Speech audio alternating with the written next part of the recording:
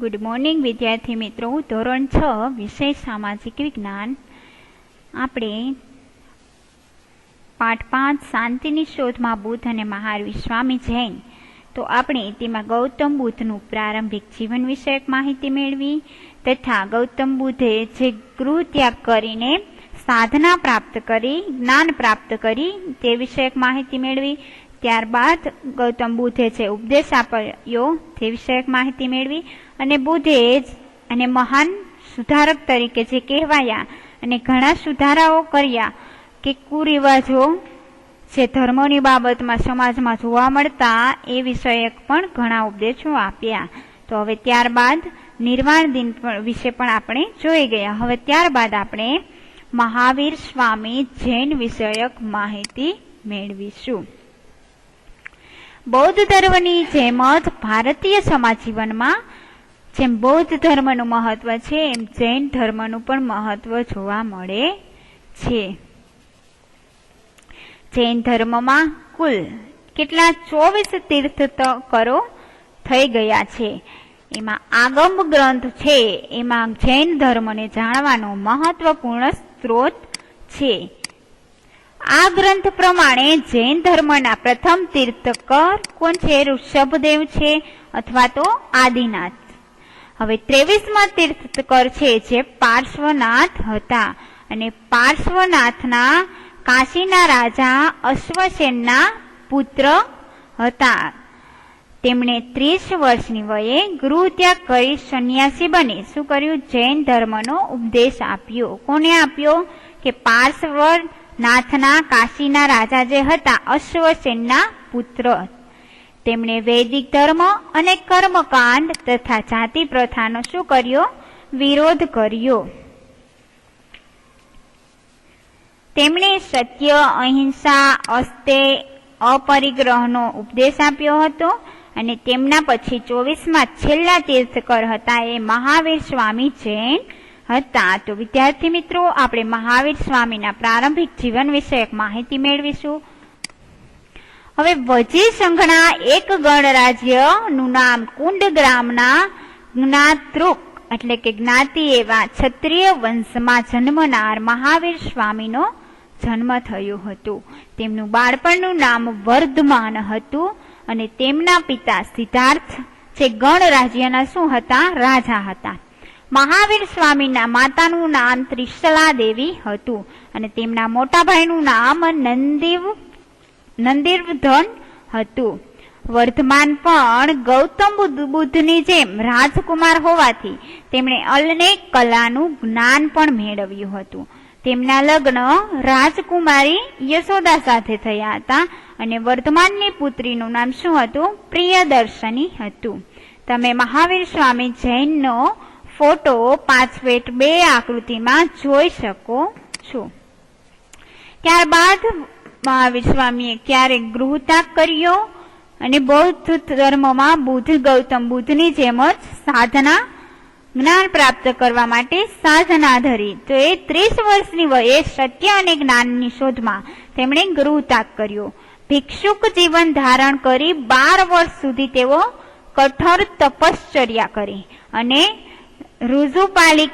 પાલિક નદીના કિનારે તેમને સર્વોચ્ચ જ્ઞાન એટલે કે કેવળ જ્ઞાન પ્રાપ્ત થયું.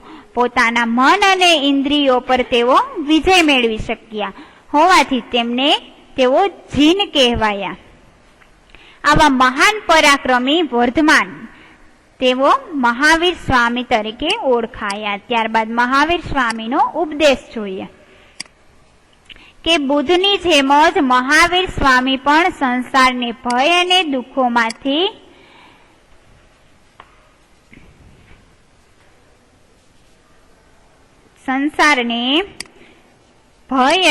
દુઃખોમાંથી ભરેલો માને છે. કે સંસાર છે બુદ્ધની જેમ જ મહાવીર સ્વામી પણ માને છે કે વ્યક્તિનો સંસાર છે એ ભય અને દુઃખથી ભરેલો હોય છે. તેઓ ઈશ્વરનો ઇનકાર કરે છે અને તેમના ઉપદેશને ત્રિરત્નના સિદ્ધાંત તરીકે પણ ઓળખવામાં આવે છે. મહાવીર સ્વામી જૈનના ઉપદેશને શું ઓળખવામાં આવે છે? ત્રિરત્નનો સિદ્ધાંત તરીકે. તેમણે નીચે મુજબના 5 વ્રતોનો ઉપદેશ આપ્યો હતો. અહિંસા, કે મહાવીર સ્વામી માનતા કે હિંસા એ માનવ સમાજનું સૌથી મોટું શું છે? દૂષણ. કોઈ પણ પ્રકારની હિંસા કરવી જોઈએ નહીં. નાનામાં નાના જીવને પણ જીવવાનો પૂરો અધિકાર છે. મનમાં પણ હિંસા કરવી જોઈએ નહીં. પ્રાણી માત્રની રક્ષા કરવી એ જ મનુષ્યનું શું છે? સાચું કર્તવ્ય છે. બીજું છે સત્ય. ક્યારેય અસત્યનું ઉચ્ચારણ કરવું જોઈએ નહીં. વિચાર્યા કે સમજ્યા વિના બોલવું પણ જોઈએ નહીં. સત્યના પાલન માટે આપણે ક્રોધનો ત્યાગ કરવો જોઈએ, એટલે કે ગુસ્સો છોડી દેવો જોઈએ અને સત્યનું હંમેશા દરેક પરિસ્થિતિમાં પાલન કરવું જોઈએ. ચાહે આપણે સત્ય ગમે એવું બોલવું પડે તો પણ આપણે ખોટું બોલવાનું નહીં. સત્યનું બધી જ પરિસ્થિતિમાં પાલન કરવાનું. ત્યારબાદ ત્રીજું છે અસ્તેય, કે ચોરી એ સૌથી મોટું શું છે? અનિષ્ટ છે. કોઈની પણ અનુમતિ વગર તેમની એટલે કે કોઈ પણની વસ્તુ આપણે ગ્રહણ કરવી એટલે કે લેવી જોઈએ નહીં. કોઈની આજ્ઞા વગર કોઈના ઘરમાં પણ પ્રવેશ કરવો જોઈએ નહીં. એ પણ એક શું છે? ચોરી છે, એવું મહાવીર સ્વામી જૈન કહે છે. તેમ આપણે સમજીને પણ આપણા સમયમાં સમાજને ચોરી વૃત્તિથી દૂર કરવાનો આપણે પ્રયત્ન કરી શકીએ છીએ. અપરિગ્રહ, મનુષ્ય પોતાની જરૂરિયાત કરતા વધારે ચીજ વસ્તુઓ કે ધન, ધાન્ય, આભૂષણો અને વસ્તુનો સંગ્રહ કરવો, વસ્ત્રોનો, કપડાનો સંગ્રહ કરવો જોઈએ નહીં. જેટલી જરૂરિયાત હોય તેટલું જ રાખવાથી સંગ્રહ વૃત્તિ પણ ઘટે છે અને પરિણામે ગરીબો સુધી અનાજ પૂરતું મળી રહે છે, ચીજ વસ્તુઓ એને મળી રહે છે. તેવો મહત્વનો સંદેશ મહાવીર સ્વામી જૈનનો છે. ત્યારબાદ 5મું છે બ્રહ્મચર્ય.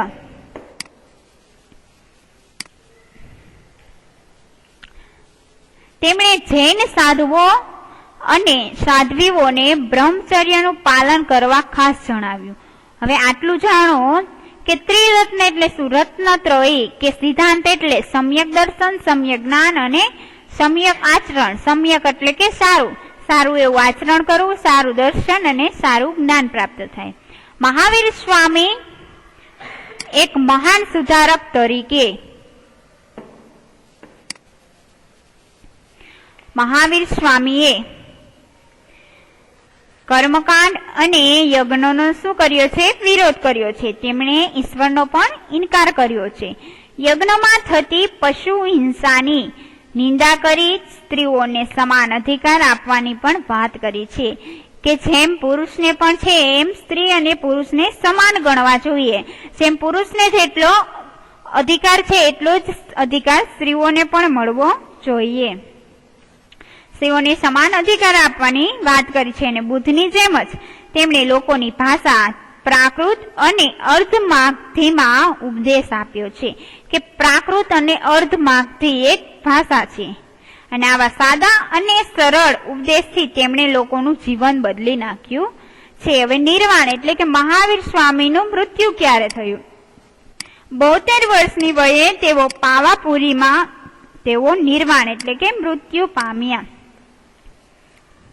તો આવી જ રીતે આજથી લગભગ 2500 વર્ષ પહેલા ગૌતમ બુદ્ધ અને મહાવીર સ્વામીના ઉપદેશથી લોકોને નવા વિચારો, સારા વિચારો મળી રહ્યા. એ સમયના ધાર્મિક ક્રિયાકાંડો એટલે કે ધર્મની બાબતમાં જે ક્રિયાકાંડો અને દૂષણો એટલે કે જે કુરિવાજો જોવા મળતા, આપણે જોયું આગળ. કુરિવાજો એટલે કે સતી પ્રથા તથા બાળકીને દૂધ પીતી કરવી, આ બધા દૂષણો છે, કુરિવાજો. આ બધા પણ દૂર થયા. મોટી સંખ્યામાં લોકો તેમના અનુયાયીઓ એટલે કે એમના જે ધર્મના માનતા, બૌદ્ધ ધર્મના, જૈન ધર્મના સભ્યો, આ બંને ઉપદેશકોએ શાંતિ અને સદાચારનો માર્ગ અપનાવવા લોકોને શું કર્યો? અનુરોધ કર્યો. અને આ રીતે તેઓ સમાજના સદવિચારો પ્રવર્તક બની રહ્યા હતા. વિદ્યાર્થી મિત્રો, આપણે સ્વાધ્યાય જોઈએ. ટૂંકા પ્રશ્નો છે, વિકલ્પ છે, અને ખરા ખોટા અને યોગ્ય ઉત્તરો આપવાના છે. તે તમારે સમાજની નોટબુકમાં એકવાર વાંચી અને લખવાના છે. Thank you.